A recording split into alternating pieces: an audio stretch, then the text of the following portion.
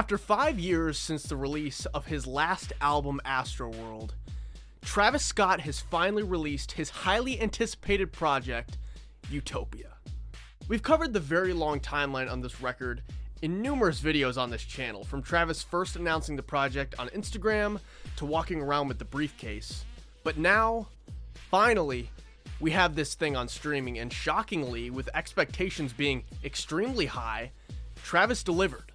While I'm going to get into my thoughts on this record track by track later on in this video, I want to cover, for historical purposes, the last, and in my opinion, most exciting parts of this album's rollout that occurred just over the past 2 months.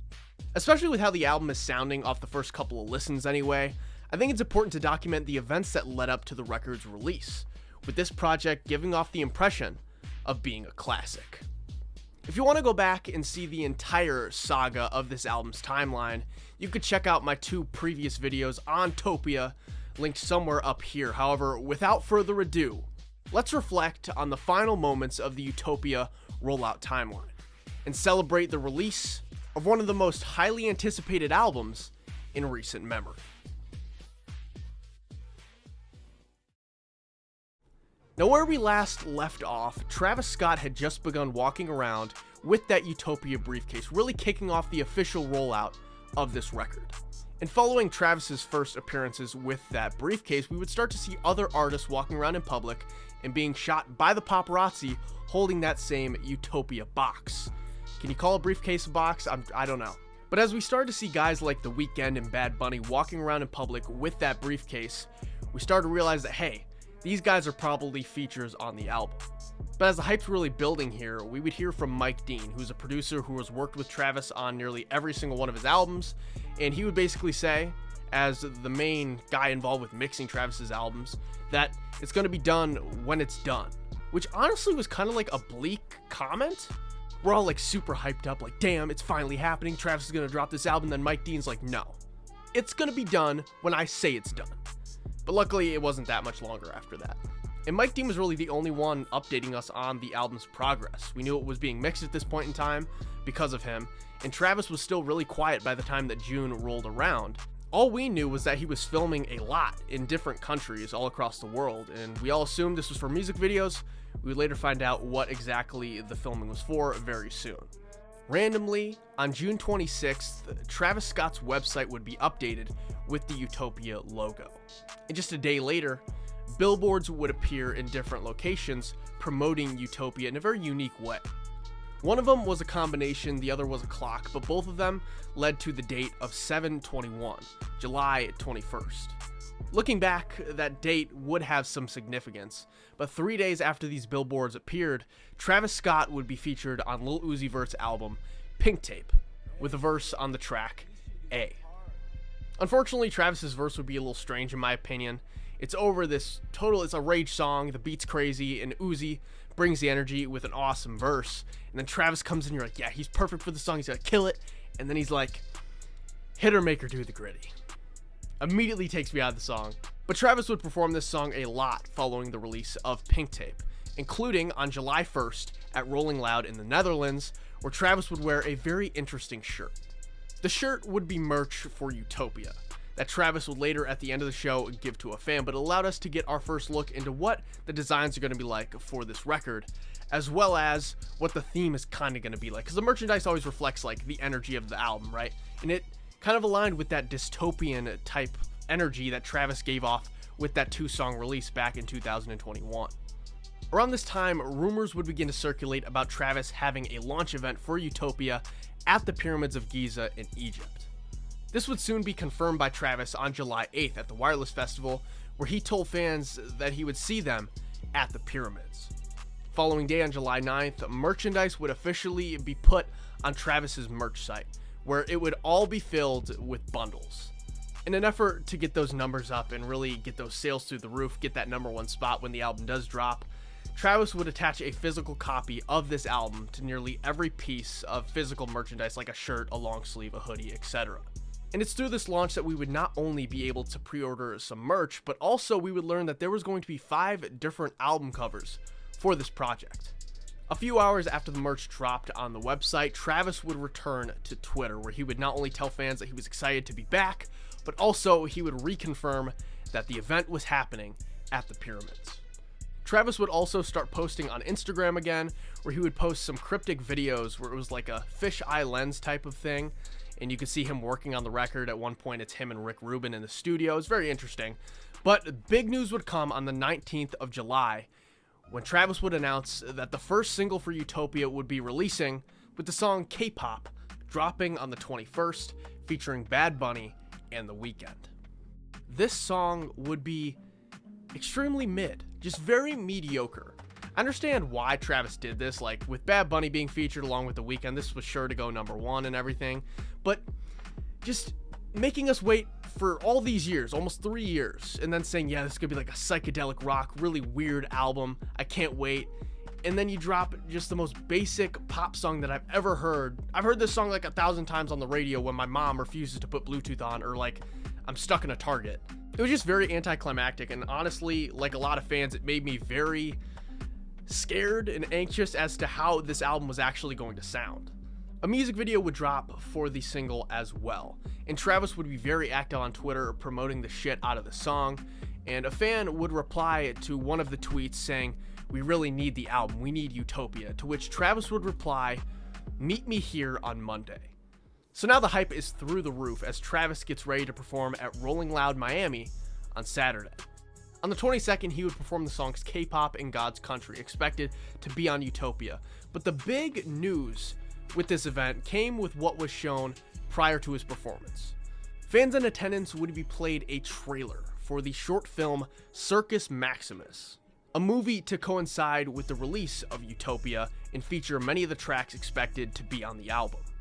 Additionally, track names would be displayed on the screen in Utopian language, where fans would basically decode these things while waiting for Travis to start the show and get some track names. At the end of his performance, Travis would basically say that this was his last time performing this set list, and it was legit, like a new era is coming. At the end of the show, the date 7/28, July 28th, would be displayed on the screen. Monday would come and Travis would not be on Twitter. No announcement would come, but he would show up on Tuesday. Travis would officially announce that Utopia would be dropping that Friday on the 28th. Additionally, he would announce that the film Circus Maximus, teased at Rolling Loud Miami, would be released on Thursday the 27th in select theaters.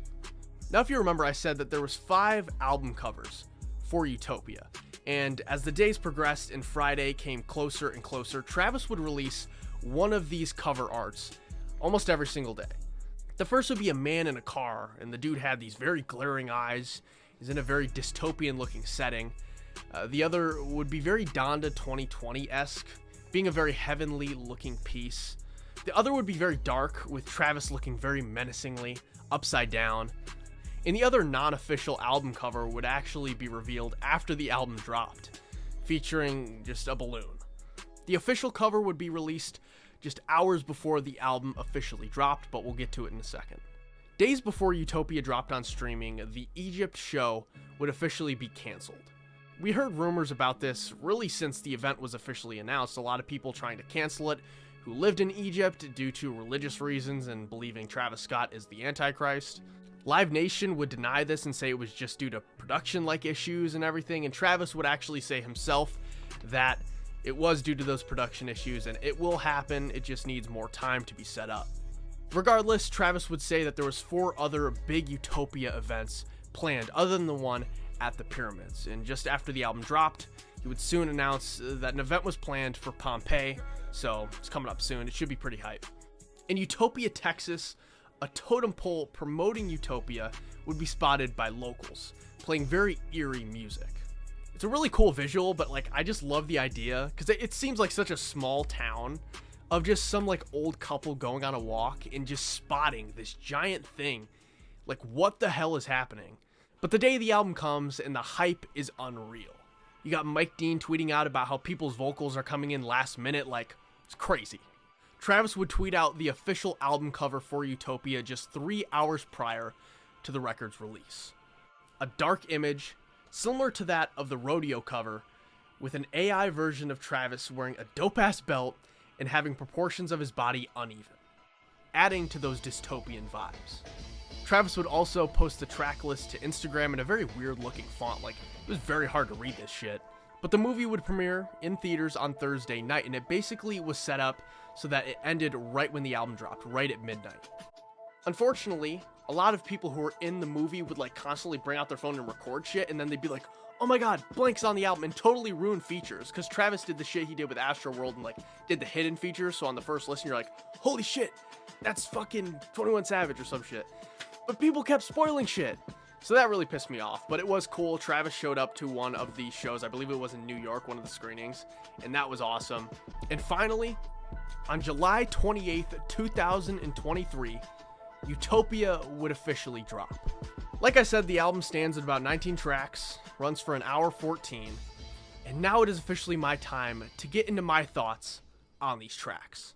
We got the intro track. I think it is Hyena, and the production is great. Kind of runaway sounding drums, in my opinion. The intro is super spacey with like, I think it's great. I don't know what that was. And my favorite part of the track, though, is the George Clinton sample on the outro where it's talking about, you have knocked up Mother Earth. It is just crazy. It's a great intro to an album. Honestly, I think, though, like, not to take away from this, Travis Scott just always has really great intro tracks. So don't kill me for saying this, but I feel like it's potentially his weakest intro track ever. Maybe it'll grow on me as I listen more. I was just not as crazy on this song as I was like, I love Pornography with that guitar coming in, and then Stargazing is insane with that beat switch. But not to take away from this track, I think it sets the tone very well, even though definitely not my favorite track on this album, but we'll get into that. Second track, we got Thank God featuring KC. And we got those yay ties because Kanye has production credits on this thing. I guess this was originally a Kanye track given to Travis, and that is a theme we're going to see here on this album. But I'm really happy to see KC on an album like this. I think he got the short end of the stick with Donda. He did so much work, did so many reference tracks, and helped Ye with his vocals and his lines, and then wasn't on like any of the songs. And then he was on Keep My Spirit Alive, and then Kanye was like, get the fuck out of here. I'm doing my own hook, even though it doesn't sound as good. So he's great on the hook, but also I think we gotta really appreciate Travis Scott's lyricism on this album. His verses are crazy. He has really upped his game lyrically, and this song in particular is a great example of it. By the time he gets into that second verse and he shouts out his daughter, and then you get those stormy vocals where she's like, that's right, dad. Like, that shit legitimately on the first listen had me like, not emotional. I wasn't like about to fucking cry, but I was just like, damn, the energy and the beat progression, it all is like, just, I'm gonna say this a lot on this album. The atmosphere created sonically by these songs, by these beats, by Travis's delivery, it's awesome. Like, it's another experience. Track 3, honestly, is probably my favorite song on the album. Modern Jam takes the I Am a God, one of the original I Am a God beats from the Yeezus era, and uses it here. And it is produced by Daft Punk, and this thing is awesome. I mean, what a weird song. Travis, you got him screaming too with the vocals, and it is just the atmosphere the song creates is insane.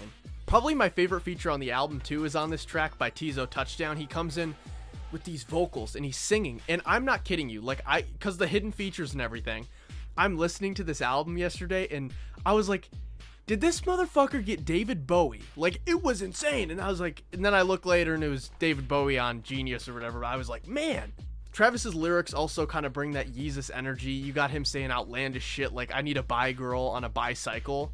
And it's like, you hear that on any other track, it's like, what the fuck? But this beat is so crazy. His confidence and delivery is so great that you're like, fuck it, let's go. Energy on Modern Jam is insane. It is unmatched. And it's really high strung. We take things down with track 4, My Eyes, which is a collaboration with not only Sampha, but also Bon Iver, which, recipe for a beautiful song. And it starts out so slow and melodic, and Travis comes in with these very soft vocals. This is honestly contender for best song on this album for sure. Modern Jam is just so up my alley and so insane that like that's my personal favorite, but My Eyes is probably one of the best. Justin Vernon too, this isn't his only time on this album, but man, is he just so talented. I'm so mad that we don't get him and Kanye collabs anymore. I'll definitely, I don't even want to say settle. I will take these Travis Scott collaborations. He is beautiful on this track. The instrumental is so dreamy too. chef's kiss. It's awesome. And then the beat switch too is insane. Like, and we're just getting started because track 5 is God's Country, another Kanye track given to Travis. A lot of people were mad that this album didn't have any Kanye features, and I think, while I also was like, maybe he'll be on one of these tracks, what are you gonna do, man? Like, I saw a lot of people too, like, thinking like Travis was maliciously not having Kanye on, and I think definitely the ball's in Kanye's court. I think this album is so inspired by Kanye too that Travis would have definitely welcomed him on. He even shouts him out, which we'll get to in a little bit here, but Travis would have definitely welcomed a feature. It's not malicious, I don't think. Also, Kanye is a person well known for not finishing his verses on his own albums, nonetheless. You think he's going to finish some shit and send it over to Travis in time?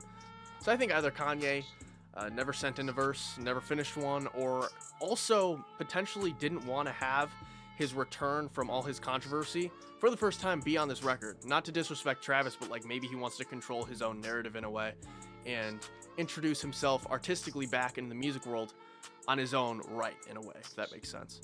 But God's Country, man, what a track this is. This is so weird, it's strange, the beat is so abstract. I actually was listening to this track, my dad literally was like, what in the hell are you listening to? Like, what a fucking weird beat, you know what I mean? It does exactly, it brings the energy that's needed on this album. In Travis's vocal delivery, the effects on his vocals too are so great, and a lot of people were like, damn, I wish this track wasn't so short. I think it's perfect. I think when you have songs that are short and sweet like this, it is perfect because it leaves people wanting more. Now we got Sirens, which is kind of a similar sound to the intro track in a way, with those, you know, upbeat drums, but there's this really interesting production concept that is utilized here where it's like, I don't even know how to describe it. It's a very JPEG Mafia like computer noise. Like it's like, and then it leads into this beautiful like outro instrumental. Really interesting track. Another great one too. The first side of this album is so great. I think in the middle, honestly, I have some issues that I will get into where it kind of dips a little bit. Not that it's terrible and there's just total like songs that should not have been included, but it kind of dips a little bit. But Sirens is another one that's fantastic in my opinion. And then you get this outro that is, it's interesting. You have this girl who she's like, aren't we supposed to be in Utopia? And then you hear the Six God, Drizzy, Drake. Why do I want to say, fuck it, DJ Khaled is not here, but we the best. That has nothing to do with Drake here on the ending. And he's like, she's basically like, aren't we supposed to be in Utopia? We're in your hotel room. And he's like, seems like Utopia to me. He's such a funny fucking guy. No, but seriously, Meltdown is the next track, and it features Drake. I think it's cool how you have him on the outro there, and then he is featured, even if that outro, like, I heard a lot of people like, it's so corny, blah, blah, blah. Who cares, man? It's music. I think it's fine. I think it's fun.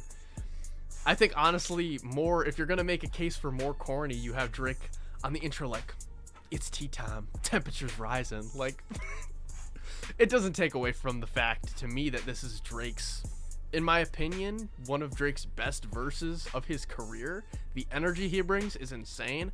I'm not a Drake fan. I think, honestly, if someone talked to me and I told them how I feel about Drake, they'd probably say, hey, you're a Drake hater. Even though I have Drake songs on my playlist, sometimes in the gym, I'll put on some Drake, you know? But I feel like most people, like the way I would speak about Drake, they would be like, you're a Drake hater. This is a great song. Honestly, it's a fantastic song. Drake's energy here, like, because of the hidden features too, I was like, hold on, is this Drake? Because this is so fucking crazy. It's different from what he usually brings on a song, especially in recent times. But yeah, the one issue here too, in my opinion, is Travis is great too. His vocals are fantastic. Lyricism's awesome. But they do a beat switch here, kind of trying to create that sicko mode type energy. And honestly, I feel like the beat switch, immediately when it happened, I'm like, oh, okay, it just sounds like something off Her Loss, which, I mean, isn't a bad thing, but with Utopia, these first couple of songs have been so abstract and different, it kind of like, it didn't kill the vibe, but it kind of took it away from that concept that Travis was so heavily keeping on, which I really enjoyed. But yeah, Travis Scott was great on this song, I think, but the real standout on this track is Drake. I cannot believe the energy he brought, and this is what people are assuming that Mike Dean tweet was about, with his vocals being sent in last minute. That's kind of what happened with Sicko Mode in 2018. But now we got another one of my personal favorite tracks, maybe not best on the album, but something it hits my heart close, featuring Playboi Carti. We got the song Fiend. It's really opium style, Whole Lotta Red type of instrumental, and it is awesome. Like, this beat is absolutely insane, and I did not personally know how badly I needed to hear Travis Scott over this type of sound until now. He killed it on this track. But that's not being talked about as much because Playboi Carti, like I said, is the feature here, and he introduces his new deep style voice on this track. We heard it previewed at shows previously with Rolling Loud and everything, but this is the first time we're hearing it in that studio quality, and it is interesting. I cannot wait for this new Playboi Carti era. My next video is going to be on Carti, so I'll talk more about it there. But like, man, and also just hearing him on the throughout the whole song saying, you know, fiend, and then of course the ad libs you got, but even his, you know, his vocals with the fiend stuff was like, it really honestly sounded like that early 2017 Carti to me. But leading us into the tracks that are kind of iffy in my opinion is the song Del Resto, also known as Echoes in parentheses. Put some respect on its double name. Like a divorced woman who gets her last name back and has the hyphen. This one features Beyonce and Bon Iver, and I wish I was more hype about this, honestly. I don't know what the fuck that was that I just did, but like, it's just like, meh, I don't know. It sounds like something off Renaissance Beyonce, and I didn't even listen to that record really much, but the tracks I've heard and shit, like, it's that same type of energy, which isn't bad. Like, I get that people love that shit, but it's personally not for me, and it just kind of kills the vibe of this album in my opinion. There's elements of this song that are really good. That's the thing that like upsets me. And this is of course another Kanye song. Technically not a Kanye song. This was always a Travis Scott song, but it was worked on during the 2021 early springtime Donda sessions, the period where people used to call it Spirits Over the Horizon. And Kanye allegedly had vocal contributions to this track. They were obviously not included here. Who knows if they were finished or not, but yeah, like I said, there's elements of it that I really like. I think it could have been a lot better. The sample is pretty cool, but the real great part about this track, the reason I will continue to listen to it, even though I think it's kind of mid, is the Justin Vernon vocals on the end. I mean, Jesus, man, this man literally saved this entire song for me. I'll never skip this song because that outro is so beautiful.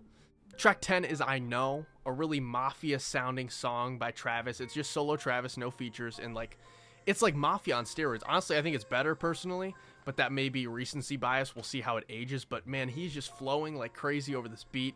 Not much to say. His vocals again are great, telling the story about, you know, him being drunk, wanting to get back with this girl, and it's just really toxic relationship. Like, excellent song.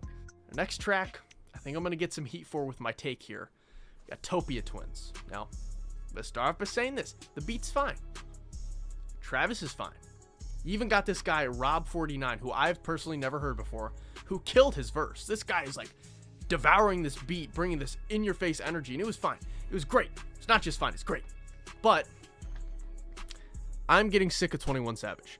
It's not that 21 Savage's verse is bad. It's just that I am sick of this combo. You hear 21 Savage with the same flow and everything on so many albums nowadays, and it's like heroes and villains. Like, I can go on and on with the same type of shit he does, and it's not bad. It's fine. It's works. He's a great artist, and I think his verses are fucking great.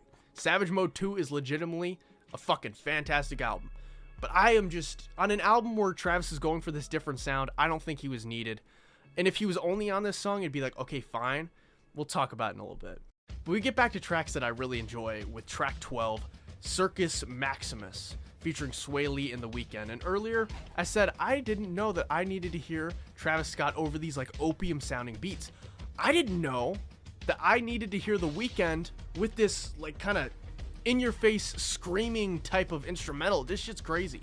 I think what it is the contrast, because you got these drums that are so similar to Black Skinhead, like everyone's been saying it's like a carbon copy. I think it might be a sample. I think it's honestly a sample. And then The Weeknd comes in, and it is just his angelic vocals in this madness. In these, there's these screams coming through. Travis's energy is obviously bringing it, that Yeezus style again. But he comes in with those angelic vocals, and the contrast is just so awesome. You also got Sway Lee on the intro, and I was honestly thinking, I was listening to all Travis's albums, obviously prior to this album releasing to get myself hyped up and everything. I think the most underrated duo, like Travis Scott x The Weeknd, Travis Scott x Drake, I think it is Travis Scott and Sway Lee, because he kills it on every album. Think about it. You got Recipe Screw on Astroworld. You got, now I'm forgetting the songs, Nightcrawler on Rodeo. Like, put some respect on this fucking guy's name.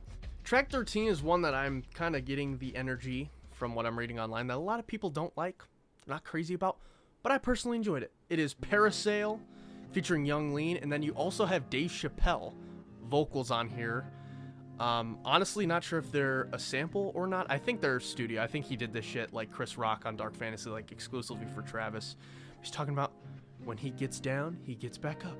It is a self-love anthem, but it is really just like, it's really chill track. And honestly, I'm just such a Young Lean mark that like when I heard Young Lean on the show, I'm like, fuck yeah, let's go. But it's a really chill track, and you have Circus Maximus before it that's like so crazy. You need it almost to take in everything you are hearing on this album. It's like a nice buffer between the track, and it kind of lies in between, you know, the middle of this album anyway.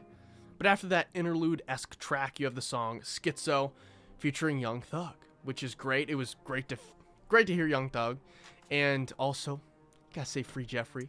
But Travis Scott really is the standout on this song, I think, because he raps his ass off. You have another example of Travis going crazy over these beats and honestly rapping like we've never heard him before. And there's multiple transitions in this beat, and of course you have the line, "I'm loyal, bitch, I take Ye over Biden," which is just such a crazy line. That was another thing that was crazy to me about people bitching about Travis not having a Ye feature and like somehow blaming him. Like, bro, he is sticking his neck out. You know how many people like stopped associating with Kanye after that shit last year with the Hitler comments? Like, respect this man. And Kanye did the same with him after the Astroworld Festival incident. But like, just stop trying to create shit with people you don't even know whatsoever. And as much as I like Schizo, this next song is another one that's personal favorite on the album, definitely top 3 for me. Lost Forever featuring Westside Gunn and James Blake. This is a track that we've heard for a long time now. Travis had previewed this at the 2021 Astroworld Fest, and we knew this thing was in the works for a long time, but he did a little thing to switch shit up. You got James Blake on the intro with those creepy vocals that I love. I just eat that shit up. And the eerie instrumental is awesome too. Sample's great. And Westside Gunn comes in after the first Travis verse, and he kills it. And not only that, but when he comes in, you hear those ad-libs by Westside Gunn. The beat switches, and it's so much more harder. Like, it's in your face. It's not like totally Griselda style, but it's definitely more close to that energy, I guess. And his verse is a lot longer than we actually originally heard. I don't know if that was edited and he added more shit to it later, but he killed it here, and I'm so happy to have Westside Gunn on a mainstream hip-hop album like this. Like, I cannot emphasize enough how great Westside Gunn is. If you guys have not heard his shit, especially the Hitler Wears Hermes albums, like, check that shit out. Shit is crazy. But then Travis comes in, and I just love the fact that no matter who is on a track with Westside Gunn, they gotta drop a wrestling reference because he is such a wrestling fan, and like, same here, so like, shit always fucking pops me. But Travis comes in with that double entendre wrestling reference. I just love that shit. But then we get into track 16, Love. Set myself up there for a great segue, featuring Kid Cudi. And for some reason, this track is not clicking with me. I don't know why. I see everyone like, this is great, or I also see people shitting on Kid Cudi because people hate him and shit. But, and by the way, let me just say that hate is pretty freaking corny. I think we should respect Cudi. I think it's one thing to say like, damn, his album sucks. I hated Intergalactic. The album sucked. But we still gotta respect this man. Man on the Moon is such a great album. But back to my shit here. Don't like this song as much. Like, and then they're tweeting about the Scots, and I'm like, yeah, but I'm also like, damn, this song was kind of mid. I don't know. Speaking of mid, K-pop featuring Bad Bunny and The Weeknd. Yeah, not much to say here. Mid-ass song. Honestly, I will say I hated it a lot less hearing it during the progression of this album. And also, why in the hell did this guy choose to have that be the fucking single? This shit sounds so different from almost everything on this album. But like I said, it was definitely for streams. You know, he wanted those numbers and everything. He got his hit, I guess. It's just not for me. It's not for the fans that like stayed up till midnight to listen to this album. You know what I mean? Which is, I don't know. But Telekinesis is track 18. And here we go, Kanye fans. We're fucking here. This is a song that dates back to 2020. And it was supposed to be on a scrapped Kanye album. First it was God's Country. Then some of those tracks were carried over to the original Donda, made in 2020. This is a song called Future Sounds, also known as Future Bounce. Travis was always on it. There was a girl named Victoria Boyd, who was also on it, who put out a fucking weird ass Instagram post about this. But this version that survived, that made it, that Kanye gave to Travis, features Future and SZA. And I'm not gonna lie, first time I heard this, first off, it was spoiled for me, which pisses me off. After all these years of listening to the leak, can you imagine if I was able to sit there and I got to hear those opening sounds on this song for the first time, and I didn't know this was on here? I didn't know this song made it. I would have lost my shit. That would have been such a great moment for me. But some fucking assholes had to post what was happening in the movie online on Twitter. Thank you so much. Regardless, first time I heard this version with Future, I honestly didn't like him on it. And I was like, this does not fit the vibe. He was not needed here. And while I still think he was not needed here, and I think it would have been better, honestly, if it was just Travis there, to me, Future Sounds has always been a weird song. Like, you think about, like, how are they going to pull this one off? It's just kind of a strange layout. It's weird. It's an interesting one. And I think Travis did a fine job. I think it's great. You know, a lot of people are bitching there's no actual horn sounds and everything, but I think when SZA does come in, it's great. You know, I think she does fantastic. I really like her feature. Like, I cannot put over enough how great she was on this song. And Travis's delivery, this song and the instrumental, you know, as much as I say it's a weird song, it's a great song. And it's, honestly, I think it's just hard for us to understand the magnitude and power of a song like this for people who have heard it just now, like this is their first listen, because we've heard it how long? We've gone on Kanye Tracker for how many years? We have our down to 2020 compilation albums, you know? I really wish I'd never heard the leak, but also at the same time, it is so awesome to hear that instrumental, Travis's vocals, that beat drop on an official album release on streaming. I think it's a great track. Just a beautiful instrumental, really is. That instrumental is so awesome. And hearing it in high quality like this, you feel it a little more, in my opinion, anyway. And then we have our final track, 19, Till Further Notice, featuring James Blake and 21 Savage. You got James Blake with those unique ass vocals over this. It's an awesome beat too by Metro Boomin, and a creepy sample, really that Utopia sound we've heard on this whole entire album, the eeriness of it all, just in a grand finishing fashion. The instrumental's great. James Blake is awesome on these vocals, and then 21 Savage comes in, and it's like, listen, his verse is great. Don't get me wrong, his verse is awesome. It's like the outro track, the grand finale, we need him on here. It makes it, honestly, to me, seem like less of a cohesive and focused project. It's like, okay, you want 21 Savage on here, so the mainstream artist is on here and you get more streams. It's like, makes it seem like less of a focused album and more of a mixtape energy. Even though this is a very thematic project, it just takes away from it, in my opinion. It really does. Regardless, though, 21 Savage's verse is great, and so is Travis Scott's on the end of this thing. And this album in general, fantastic. Top tracks definitely have to be Modern Jam. God's Country is great. My Eyes is awesome. Fiend with Cardi is fantastic. Lost Forever. Till Further Notice, the outro track's fantastic. Telekinesis. I mean, this album, I can go on and on. I'm almost listing every song on the album here. Awesome listen. But merch would drop after this album released as well the next day, and they actually released the Utopia briefcase. It's for sale for $150 right now. Those performances, as mentioned earlier, they're coming up soon. I'm sure he's going to go on tour for this shit too, so start saving up your money, man. This Utopia tour is going to be fucking crazy. But after 5 years of waiting for this album to drop, I mean, Travis Scott delivered. And this isn't just my opinion. This album has been very well received by the general public. There's people calling this album of the year. There's people calling this one of the greatest albums of the decade so far. There's people calling this a classic. And I agree, this shit's great. You gotta mention too the Kanye influence on this shit. Like, the Yeezus energy is there, which Travis Scott helped work on that album very heavily. He was very involved in the creative process, and Kanye even spoke later on how influential Travis Scott was in Yeezus' sound. But at the same time, you got all these like unreleased Kanye songs that he would give to Travis, and it is great as a Kanye fan too to hear this shit, like I said, in that high quality on streaming. It's interesting because Travis has kind of taken all sorts of things from different stages in his career and brought it all together into one on this album, and he is taking that early sound while still maintaining that ability he has as a curator to make an awesome experience for the listener. Travis posted a lot about listening to his earlier shit. Mainly, he kept name dropping Al Faro, and you can hear that type of energy that he had on that mixtape here on this album, and I think that's great. He's really stepping into his own. He's getting comfortable as an artist and finding his true definitive sound. The expectations for this album were extremely high. Astroworld set a very high bar, yet Travis Scott somehow topped it. And while we had to wait for such a long time, the anticipation was crazy. Utopia is finally here.